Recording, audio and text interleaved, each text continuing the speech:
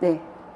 자, 그럼 수업 시작하겠습니다. 안녕하세요. 자, 오늘은 간단하게 먼저 2026년도 우리가 어떻게 대비할 것인가, 과교로는 어떻게 대비할 것인가에 대한 학습법과 강좌 계획을 간단히 안내해 드리겠습니다. 자, 일단 첫 번째는 우리 시험이 어떻게 돼 있는지를 분석하는 것부터 시작해야 된다고 생각합니다. 여러분이 모두 아시겠지만 우리 시험은 지금 현재 1차 필기, 2차가 실험과 지도안 또는 수업 시연, 면접 이렇게 구성이 되어 있죠. 그래서 오늘 실험 시험이 있는 지역은 오늘 실험을 받습니다. 근데 오늘 실험해 보니까 기초탐구가 농도가 나왔더라고요. 농도 퍼센트 정도 만드는 거. 그래서 굉장히 기초탐구가 간단했고 심화탐구는 우리가 예상한 것처럼 산염기 적정이 나왔더라고요. 아세트산 적정이죠. 그래서 그런 내용이 나올 수 있기 때문에 물론 이번에는 좀 쉽게 나왔지만 이렇게 우리가 준비를 해야 되겠고요. 자, 그 다음에 시험의 출제 유형을 보면 여러분이 아시다시피 2014년부터 서답형으로 바뀌었다는 것입니다. 그래서 주관식으로 실시가 되죠. 근데 1차 시험이 주관식이지만 2차는 실험이나 지도안이나 면접은 전부 실기라고 봐야 되겠죠. 그렇지만 1차나 2차 합해서 전부 다 200점이 100점 100점씩이지만 실제로는 이게 다 과학교육론 베이스가 돼야 되기 때문에 여러분이 준비를 철저히 각각의 특성에 맞춰서 하셔야 됩니다. 자, 시험의 출제 방식은 기입형, 서술형이죠. 그런데 전공은 기입형이 남아있지만 과교로는 현재는 기입형이 없어졌습니다. 그래서 현재 과교로는 서술형 6문제로 되어 있다라고 생각하면 돼요. 그래서 A형에 5번, 6번, 7번, 그 다음에 B형에 3번, 4번, 5번 이렇게 진행이 된다라고 보시면 됩니다. 그 대신 기입형이 없어진 이유가 문항수가 기입형이라 하더라도 2점인데 옛날에 물어본 내용이 너무 조금이었던 거죠. 그래서 지금은 서술형 문제 4점 하나에 최소 3개 또는 우리가 많을 때는 화학 같은 경우는 4개의 문항을 물어보기도 한다. 그렇게 준비하셔야 됩니다. 자, 우리가 시험을 대비할 때 출제 범위가 무엇인가 이것도 생각을 해야 되겠죠. 여러분이 잘 아시다시피 과교로는 크게 5가지 영역이다 라고 보시면 됩니다. 첫 번째가 과학의 본성인데 과학의 본성은 과학 철학을 얘기하는 것입니다. 근데 아마도 학부에서 철학을 제대로 배우는 학교도 있고 제가 보기에는 제대로 배우지 않는 학교들이 굉장히 많다라고 생각이 됩니다. 그래서 과학의 본성을 철저히 해야 되는 이유가 올해도 과학의 본성이 또 많이 나왔죠. 분명히 이게 퍼센테이지가 주로 많이 차지하기 때문에 여러분이 과학의 분석을 철저하게 해야 되고 얘가 철저해지면 나머지는 오히려 조금 더 수월하다라고 보시면 됩니다. 두 번째가 교육과정이죠. 여러분 교육과정은 지금 현재는 이 개정이 실시가 되고 있는 거죠. 그래서 올해 우리가 벌써 2번째 진행이 됐고 내년이면 이제 거의 다 우리가 적용이 되기 때문에 여러분 때는 교육과정은 이교육과정으로 완전히 공부하시면 됩니다. 근데 여러분이 수업 듣는 분들은 이 교육과정에 대한 특강을 아마 인강으로 넣어드릴 거예요. 그래서 미리 들으셔도 되고 여러분이 틈틈이 여러 번 들어놓는 것이 좋을 것 같습니다. 자, 세 번째는 교수학습 이론입니다. 이 교수학습 이론이라는 거는 교육학에서는 심리학 파트라고 생각하시면 되죠. 그러니까 여러분이 잘 아시다시피 피아제나 오스벨이나 브루너, 비고츠키, 드라이버 그러니까 현대의 구성주의 관점에서의 학습 이론이 여기에 다 들어있다라고 보시면 됩니다. 자, 네 번째는 교수학습 방법이죠. 교수학습 방법은 사실 20개 정도가 됩니다. 가장 쉽게는 개념도 V도에서부터 시작을 해서 POE, 발생학습, 문제해결학습 얘네들이 지금 과독이죠. 그러고 난 다음에 이제 구성주의 쪽으로 더 들어가게 됩니다. 개념 변화, 인지 갈등, 순환학습, 아니면은 5E 이게 등등 계속 나가게 되죠. 거기에 추가로 전략적인 걸 쓸 수 있는 게 협동학습, 아니면은 역할놀이, 비유 이런 것들 우리가 활용을 하게 됩니다. 자, 5번째는 과학교육 평가인데 올해 평가 영역이 조금 비중이 높아졌죠. 그래서 평가는 우리가 크게는 평가의 목표, 우리가 목표라는 것 자체가 뭐냐면 교육 과정에 나오는 목표가 결국은 학생이 도달해야 될 도달점이 되는 것이죠. 근데 도달 전만이 아니라 학생이 실제로 얼마나 도달했는지를 확인하는 게 평가다라고 보시면 되겠습니다. 그래서 이런 영역들을 우리가 이렇게 공부하게 될 겁니다. 자, 문항수는 여러분이 아시겠지만 교육학 문항이 20점이죠. 올해는 교육학이 조금 어려웠었다고 얘기 들었습니다.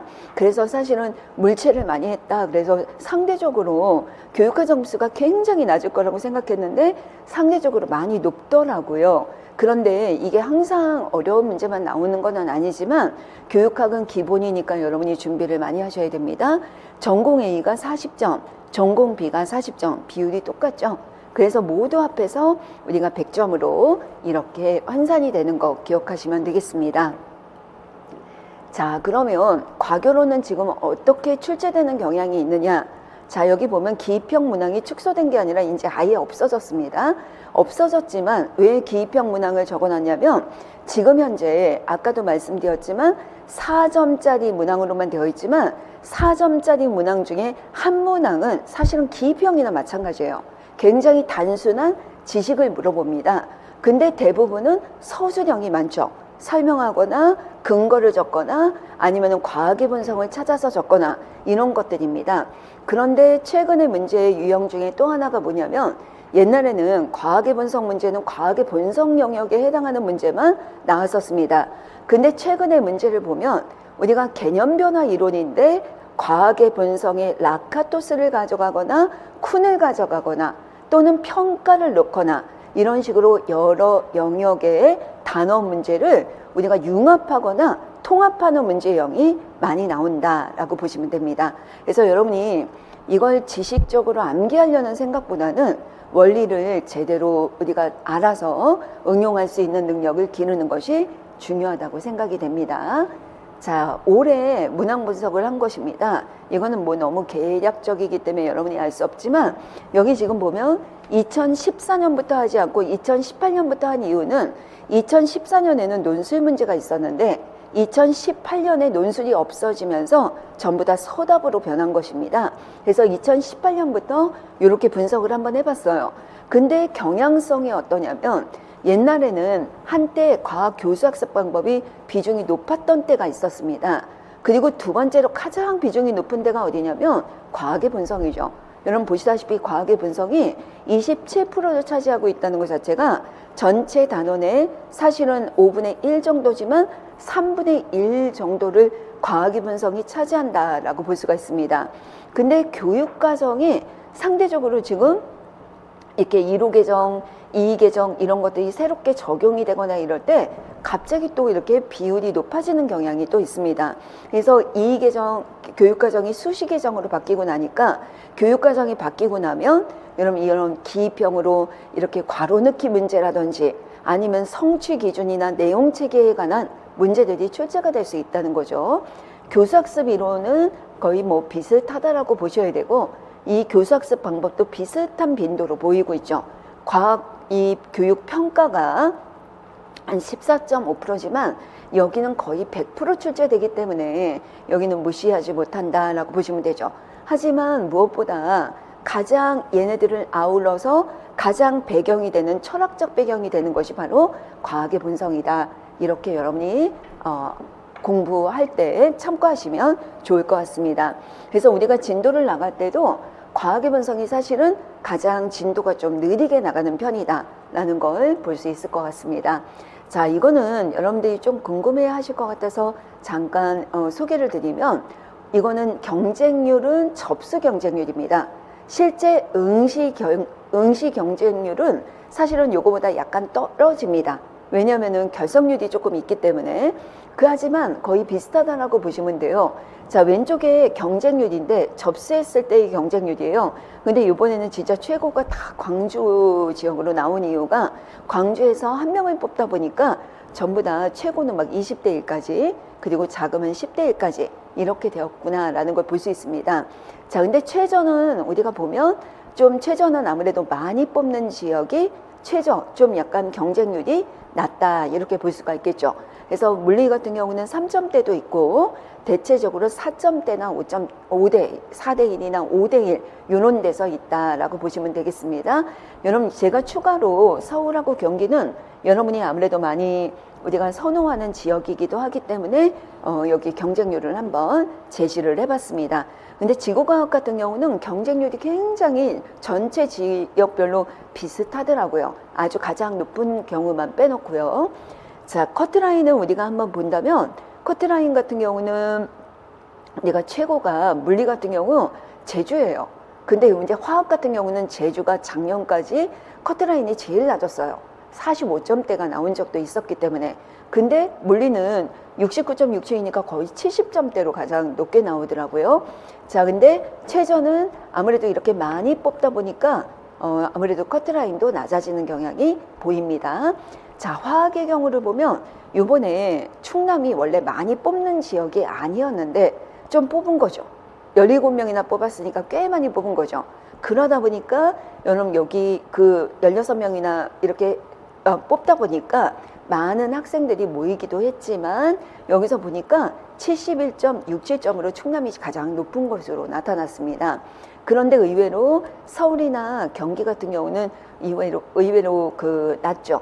근데 광주는 경쟁률은 높았지만 전남이 15명을 뽑다 보니까 커트라인은 그냥 50대로 이렇게 별로 높지 않게 나타났다라고 볼 수가 있습니다. 근데 진짜 지금 보면은 화학이 커트라인이 좀 약간 낮은 편이었는데 그래도 올해는 물리도 약간 좀 낮게 나타난 경향이 있었습니다. 생명과학은 커트라인이 굉장히 높습니다. 항상 부산이 높은 편이었고 부산은 1차 커트라인이 80점이 넘은 적도 있었었죠. 그래도 올해도 최고점이 76.33점이 나올 정도로 이렇게 높았다라는 걸 볼 수가 있고요. 여기 이제 세종 같은 경우는 2명을 뽑다 보니까 그래서 그런지 65점이었지만 뭐 이렇게 아주 큰 격차가 나는 건 아니었습니다.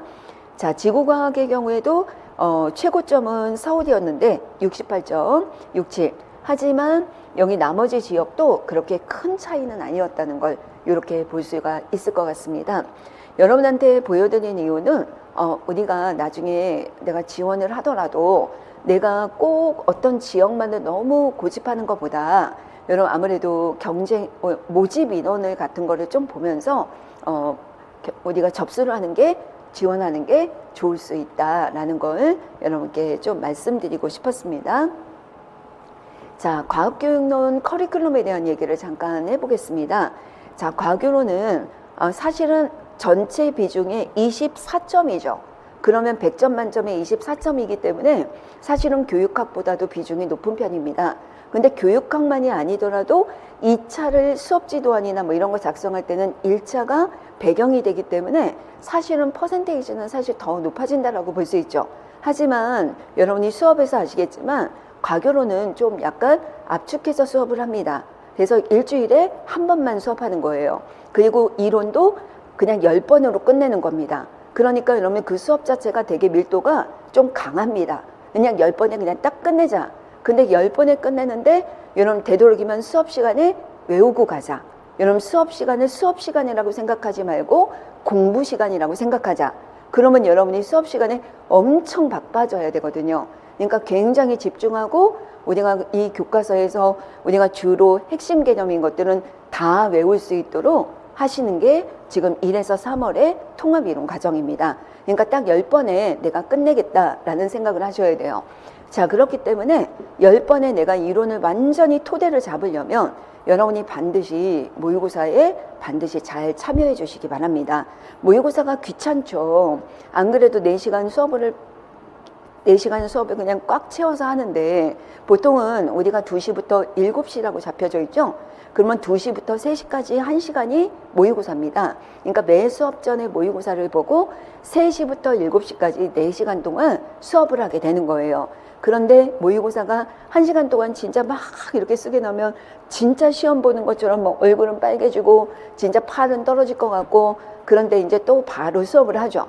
하지만 이렇게 내가 알고 있는 것을 한번 이렇게 인출해야지 평소 때 인출을 해서 완전히 내가 이거를 각인을 시켜놔야지 그러지 않으면 그냥 나중에 외우면 되지 뭐 이렇게 넘기다 보면 여러분 자꾸 나중으로 미루게 되고 거기가 빵꾸가 나는 그런 부분이 생길 수밖에 없다는 것입니다. 그래서 되도록이면 여러분들께 여러분의 시간을 좀 줄여주기 위해서 과교로는 한 타임만 하는 거예요. 일주일에 한 타임. 그래서 4시간 수업한다라고 생각하시면 되겠고요. 자, 기출분석 과정이 좀 깁니다. 그래서 기출분석은 여러분 이거는 어쩔 수 없이 22타임 정도를 그러니까 22주를 하는 거죠. 22주니까 22번을 22주 동안 22번 동안 기출을 끝낸다라고 생각하시면 됩니다. 그런데 이 기출에서는 사실은 레벨 1과 레벨 2로 나뉘게 됩니다. 레벨 1은 예전 문제들은 하나의 문제에 하나의 이론 파트만, 하나의 단원 내용만 물어보는 경향이 많았어요. 그래서 그런 문제는 간단한 문제들을 모아서 레벨 1이 되는 것이고, 복합형 문제나 조금 난이도가 있는 것들은 레벨 2 문제가 되었다라고 생각하시면 됩니다. 그래서 올해는 아마 레벨 1이 조금 비중이 크고요. 레벨 2는 조금 비중이 작은데 중복되는 문제들도 많습니다. 근데 왜 중복을 시키냐면 여러분이 우리가 과학사 같은 지문을 해석할 때는 한 번 해석해가지고 내가 딱 그거를 내 거가 안 되는 경향이 많아요. 여러 번 반복해야 됩니다. 여러분 지문 같은 거는 우리가 이해를 하려면 첫 번째 읽을 때 내가 이해하는 것과 두 번째 볼 때, 세 번째 볼 때 스코프가 달라집니다. 처음에는 내가 볼 수 있는 구멍이 요만큼밖에 안 되는 거죠. 하지만 두 번째 보고 세 번째 보면 이미 그동안 또 다른 내 지식이 조금씩 쌓여갔기 때문에 조금씩 내 레벨이 높아지는 거예요. 그럼 보는 실력이 더 커지게 되고 범위가 넓어지게 되고 깊이 있게 보게 되는 거죠. 그래서 기출 분석을 통해서 여러분이 다시 한번 이론을 점검하는 시기가 되고요. 실전 모의고사는 올해는 통합 모의고사랑 합쳐서 이렇게 진행이 될 가능성도 있다라고 보시면 되겠고요. 12월에서 1월까지는 2차 대비반, 그 다음에 수업지도안, 그 다음에 시놉, 이거 지금 첨삭 과정이 지금 진행되고 있다라고 보시면 되겠습니다. 자, 그래서 실제로는 실험 스터디도 여러분이 만약에 화학 같은 경우는 제가 뭐 다른 과목은 하기는 어려우니까 화학 같은 경우는 실험 스터디도 지금 진행하고 있다라고 말씀드릴 수 있을 것 같습니다. 자, 그러면 무엇보다 일단 과학교육론은 어떻게 학습할 것인가? 자, 여기에 우리가 초점을 둔다면 여러분 무엇보다도 항상 뭐 OT에서 맨날 나오는 게 그거겠죠. 첫 번째는 우리가 용어, 개념 이런 것들을 명확히 해야 된다는 거예요.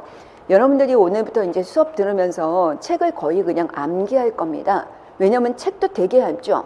여러분 24점짜리인데 사실은 과교론도 5개 파트인데 내용은 진짜 많거든요. 놀래면요. 원래 저도 책이 3권이었습니다. 이거보다 지금 두꺼운 책이 3권이었는데 지금 여러분 먼저 합격한 사람들이 조금 압축하는 게 좋겠다라고 자꾸 의견을 주셔서 지금 압축한 거예요. 그러니까 여러분은 한 페이지 각각에 나와 있는 용어들을 거의 그냥 내 걸로 흡수해야 됩니다. 완전히 내 걸로 소화시켜야 돼요.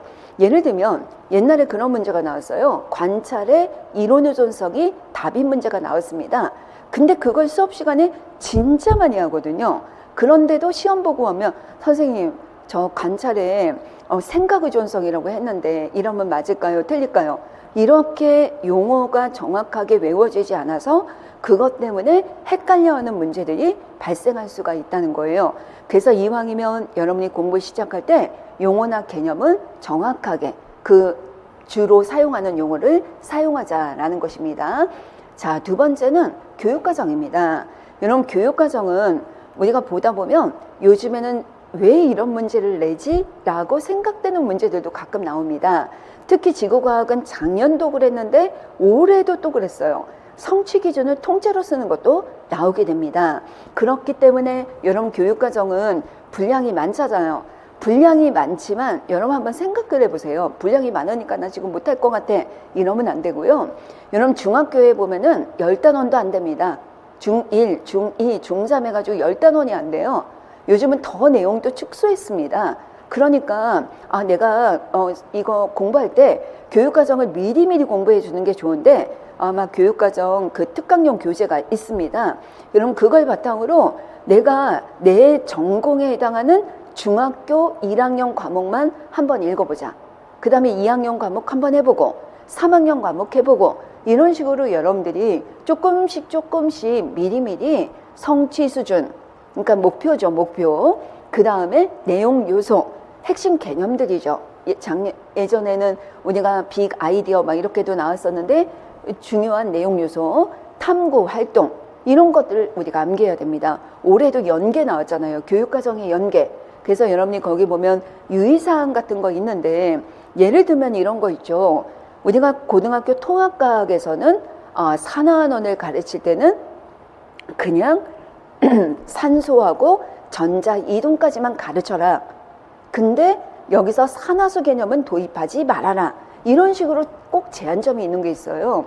그런 게 시험에 나오는 겁니다. 그러니까 미리미리 읽어보고 특강도 듣고 이런, 그래서 거기에다가 핵심 내용들을 여러분 줄쳐놓고 그러시면 좋을 것 같습니다. 자, 이제 세 번째입니다. 여러분 세 번째는 중등 교과서를 미리미리 분석해 놓는 게 조금은 좋습니다. 여러분 이 중등 교과서는 여러분 예를 들면 여러분이 구할 수만 있다면 지도서를 구하는 게 좋습니다. 근데 지금은 아직 이 계정이 지도서가 공개가 아직 안 됐어요. 아마 조금 더 있으면 아마 공개가 될 것 같습니다. 암암리에 지금 이제 PDF가 돌아다니고는 있지만 이제 조금 지나면 나올 거예요. 그렇다면 여러분이 미리 이 계정에 있는 예를 들어서 기체 파트다. 그러면 중학교 1학년의 기체의 성질이다. 그러면 1호 계정이나 2호 계정이나 크게 달라지지 않습니다. 그러니까 1호 계정에 해당을 하는 교사용 해설서를 구하세요. PDF를 구하세요. 근데 그러면은 우리가 출판사가 여러 개가 있는데 모든 출판사별로 다 구해야 되느냐? 그런 건 아닙니다. 근데 저는 추천하고 싶은 건 뭐 미래엔이나 비상 이렇게 둘 중에 자기가 좋아하는 스타일도 하나만 먼저 구하는 것도 나쁘지 않을 것 같아요. 여러분이 여러 개를 한꺼번에 하는 것보다는 하나만 익숙하게 만들어 놓고 거기다가 추가로 나중에 덧붙이면은 좋을 것 같습니다. 그래서 특히 비사대이신 분들은 처음부터 교과서는 내가 친숙하게 자주 들여다보는 게 좋을 것 같다라는 것입니다. 자, 네 번째는 일단 커리큘럼을 따라서 공부하자라는 것입니다. 이런 과교론 같은 경우는 여기서 예습, 복습 이런 것들이 우리가 모의고사를 통해서 많이 복습이 되잖아요. 그리고 또 수업을 통해서 수업 시간에 같이 외우고요. 그런 시간을 반복해서 하는 게 무엇보다 중요할 것 같습니다. 그래서 커리큘럼을 따라서 가다 보면 어느새 여러분이 처음에는 내가 모의고사에서 글도 잘 못 쓸 것 같고 이렇게 짤막짤막한 문장밖에 못 썼지만 나중에 되면 여러분들도 어느새 문장을 좀 완성하고 구조적이게 글을 쓰는 연습이 될 거라고 생각이 됩니다. 그래서 이렇게 커리큘럼을 따라오다 보면 여러분이 반드시 여러분이 원하는 좋은 결과를 얻을 수 있을 거라고 생각이 됩니다. 자, 마지막으로 여러분께 말씀드리고 싶은 건 저는 무엇보다 중요한 거는 여러분이 내가 공부하는 시간으로 나의 노력을 평가하려고 하지 말라고 여러분한테 꼭 당부드리고 싶습니다. 아침에 새벽부터 막 지금 초기니까 막 열정이 막 넘쳐가지고 나는 새벽 6시에 그냥 나와가지고 이제 밤 11시 문 닫을 때 나도 똑같이 가고 정말 열심히 그냥 엉덩이에 불나도록 그냥 열심히 앉아서 해야지 이렇게 생각하는 거는 저는 잘못됐다고 생각합니다. 공부는 시간으로 결과가 나오는 게 아니라는 것을 꼭 아시기 바랍니다. 그건 왜 그러냐면 시간은 상대적이라고 생각해요. 여러분은 공부를 시간으로 따지면 이 책을 내가 외우고 뭐 이러는데 얼마나 시간이 많이 걸리겠어요.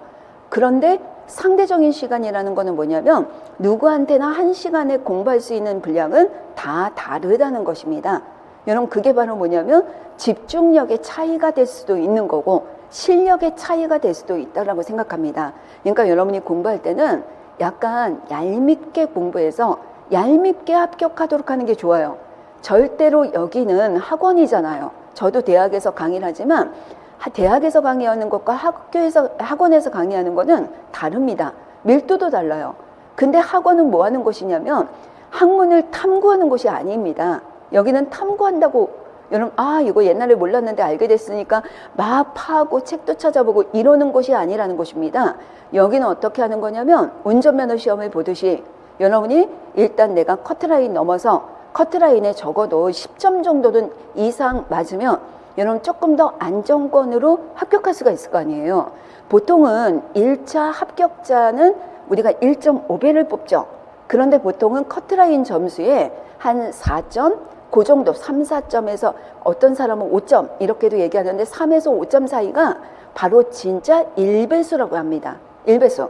근데 그러면 1배수가 만약에 5점이라면 내가 5점 높았을 때는 2차 시험에서 내가 조금이라도 실수를 했을 때는 너무 불안하게 되는 거죠. 그러니까 적어도 여러분이 내가 커트라인이 내가 여기 보니까 평균 한 얼마는 내가 가고 싶은 지역에 평균 커트라인을 보니까 한 뭐 65점 이 정도 되더라. 그러면 나는 적어도 75점까지는 내가 목표를 해야 되겠구나. 이런 생각을 하시면 됩니다. 자, 그런데 우리가 이렇게 우리가 하기 위해서는 공부하는 방법이 무엇보다 중요한데 무조건 암기하고 무조건 열심히 하는 게 중요한 게 아니라 집중해서 암기하는 연습이 훈련이 되면요. 여러분 처음에는 집중의 훈련이 안 됐을 때는 처음에는 시간이 걸립니다. 그런데 집중하는 훈련을 자꾸 하다 보면 나중에는 나의 1시간은 다른 사람의 2시간이 되기도 하고 다른 사람이 2시간 공부하는 거를 나는 1시간에 공부할 수도 있는 거고 다른 사람이 4시간 동안 하는 거를 1시간에 공부할 수도 있는 거예요. 그게 상대적인 것이라고 생각을 합니다. 그러니까 여러분이 될 수 있으면 모든 수업 시간에 되도록이면 집중하고 그 다음에 여러분 쉬었다가 집중했다가 쉬었다가 이렇게 하는 공부 연습을 많이 하셔서 여러분 시간을 효율적으로 쓰시는 공부를 하시면 좋을 것 같습니다. 몸도 잘 쉬어야지 집중력도 높아지니까 여러분 무조건 내가 공부하는 시간으로 이걸 계획을 잡지는 말았으면 좋겠다라는 당부의 말씀을 드려봤습니다. 1년간 여러분들하고 열심히 해서 여러분들이 반드시 지금 이 시간에는 아주 그냥 뭐 마음이 안정하게 내가 이제 가서 실수만 안 하면 합격이다라는 안정권에 들어갈 수 있도록 함께 열심히 공부하도록 하겠습니다. 자, 그러면 오리엔테이션은 여기까지 하겠습니다. 자, 그러면 우리 오리엔테이션 잠깐 끝났으니까 그럼 잠깐 쉬었다가 바로 수업할게요. 여기 조금 근데 많이 덥죠?